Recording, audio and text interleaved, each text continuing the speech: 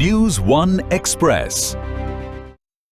Villupuram Kandachipuram Palanivelu ITI வளாகத்தில் முதலாம் ஆண்டு மாணவ மாணவிகளுக்கு வரவேற்பு விழா மற்றும் முன்னாள் மாணவர்களுக்கு பணி ஆணை வழங்கும் விழா நடைபெற்றது. ஐடிஐ பள்ளி தாளாளர் ராஜேந்திரன் தலைமை தாங்கினார்.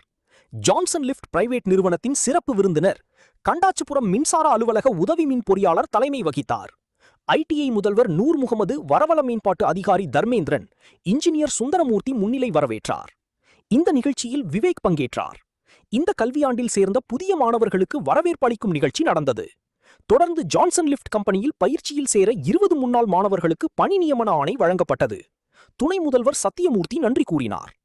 பயிற்சி அலுவலர் குமரேசன், ஆனந்த், பாலசுப்ரமணி, மேலாளர்கள் உட்பட பலர் பங்கேற்றனர்.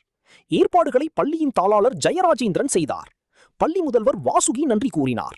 செய்திகளை உடனுக்குடன் தெரிந்து கொள்ள லைக் பண்ணுங்க, ஷேர் பண்ணுங்க, சப்ஸ்கிரைப் பண்ணுங்க, மறக்காம கமெண்ட் பண்ணுங்க.